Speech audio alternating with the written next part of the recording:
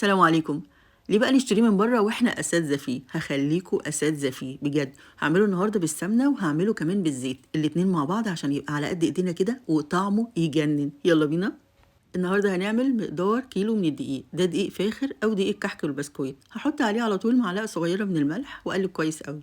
عملنا قبل كده تيست الخميره في الفيديو بتاع الكحك، فتاكدنا ان هي شغاله وزي الفل. مش هعمله تاني بقى، على طول هحط الخميره اللي هي معلقه ونص وعليهم 3 معالق من السكر البودر.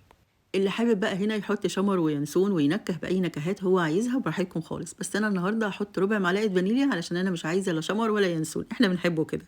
بعد كده هقلب كويس قوي مع بعضه، وحطيت عليهم كمان 3 معالق نشا كبار، يعني حوالي كوباية إلا ربع، و3 معالق من السمسم المحمص. هنا بقى هنيجي للمادة الدهنية. أنا هنا الكيلو دقيق عايزاله نص كيلو من المادة الدهنية. هحط ربع كيلو من السمنة دي اللي قدحناها في الفيديو بتاع الكحك، لو عايزين تعرفوا الطريقة ممكن ترجعوا له. والربع كيلو التانيين هيكونوا زيت. وخدوا بالكم بقى من هنا حاجة مهمة جدا بحب أعملها، دايما بحب أسخن السمنة تاني قوي كده وأنزلها على السمسم علشان تحمص السمسم وكمان تحمص الدقيق، بتخليله طعمه حلو جدا. السمنة هنا بقى هتخليها كده طعمها غني قوي، القراقيش أو المنين بتاعكم، وتخلي طعم حلو كده كأنكم بتاكلوا حاجة العيد بتاعت زمان قوي. أما الزيت بقى هيخليها خفيفة قوي، وبرضه هيخليها على قد إيدينا شوية. اللي عايز يعملها بالزيت كله يعملها، بس هتطلع معاكم ناشفة شوية. واللي عايز يخليها بالسمنة كلها يخليها، بس احنا كده هنقلب على كحك، احنا عايزين حاجة كده ما بين الاتنين يعني. وهنا بقى لازم ابس العجين كويس جدا زي ما عملنا في الكحك بالظبط. الموضوع ده مهم قوي قوي، بيخليها ناجحه بشكل غير طبيعي. بعد بقى ما بسيته مش اقل من 10 دقايق، هحط بقى كوبايه ميه فتره. الكوبايه دي مش هحطها مره واحده، هحط شويه بشويه. هتحسوا في الاول ان هي بقت يعني سايله قوي كده، بعد كده هتشرب الميه وتبقى تحفه. خلي بالكم لو زودتوا الميه عن كده يا جماعه ممكن تنشف معاكم. تمسكوا كده حته العجينه وتلاقوها ادام مفيش فيها اي تشققات وبتتشكل بمنتهى السهوله، يبقى كده زي الفل. وهنا مش هنعجن كتير، اول ما نحط الميه يا دوب بس نلم العجين مش اكتر من كده. هي طبعا هتكون دافيه دلوقتي شويه، فانا هشكلها وهي دافيه على طول علشان تبقى سهله قوي عليا، لان السمنه لو جمدت علشان الدنيا برد شويه ممكن تغلبنا جدا في التشكيل. همسك حته العجين زي ما انتوا شفتوها كده وابططها واحط العجوه.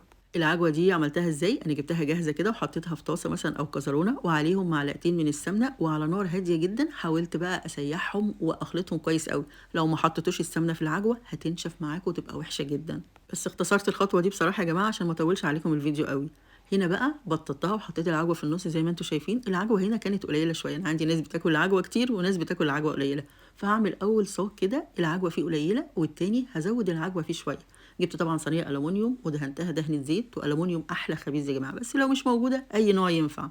عايزه اقول لكم علشان العجينه سخنه فبتمشي معايا يعني زي الحلاوه زي ما بيقولوا. عملت زي ما انتوا شايفين كده بالظبط. وبعد كده بقى هبدأ أعمل كل الصاجات بتاعتي. هخلص العجوة، هخلص نص الكمية بالعجوة والنص التاني هعمله سادة.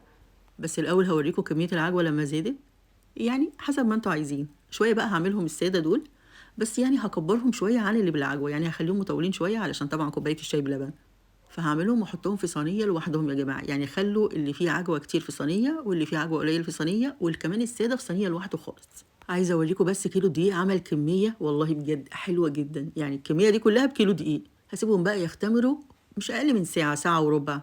بعد كده بقى بعد ما اختمروا هنحطهم في الفرن على درجة حرارة 180. هيقعدوا حوالي مثلا تلت ساعة، نص ساعة، لخمس دقايق حسب درجة حرارة الفرن عندكم. بس انتوا برضو تراقبوا الفرن عندكم، اول ما تحسوا ان هو خد لون اشقر كده خفيف من الجناب تطلعوه، لان هو لما بيبرد بيغمق شويه، وتسيبوه لحد ما يبرد خالص وتبداوا بقى ترصوا. شايفين العلبه القمر دي من عمايل ايدينا يا جماعه. على فكره العلبه دي بتاخد 5 كيلو، 5 كيلو من حلويات العيد عملتوهم بمنتهى السهوله، وحاجه كده نظيفه وعمايل ايديكم وعلى قد ايدينا كمان، موفره جدا. يعني تخيلوا بتمن العلبه اللي فيها 5 كيلو دي ممكن تشتروا مثلا كيلو من الجاهز ولا حاجه. زي كل فيديو هقول لكم يلا تشجعوا وانا معاكم، اي حاجه عايزينها ابعتوا لي في التعليقات وانا ارد عليكم على طول ان شاء الله.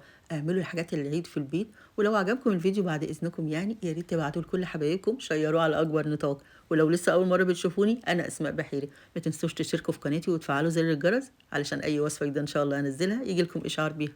والف هنا وشفا، والسلام عليكم.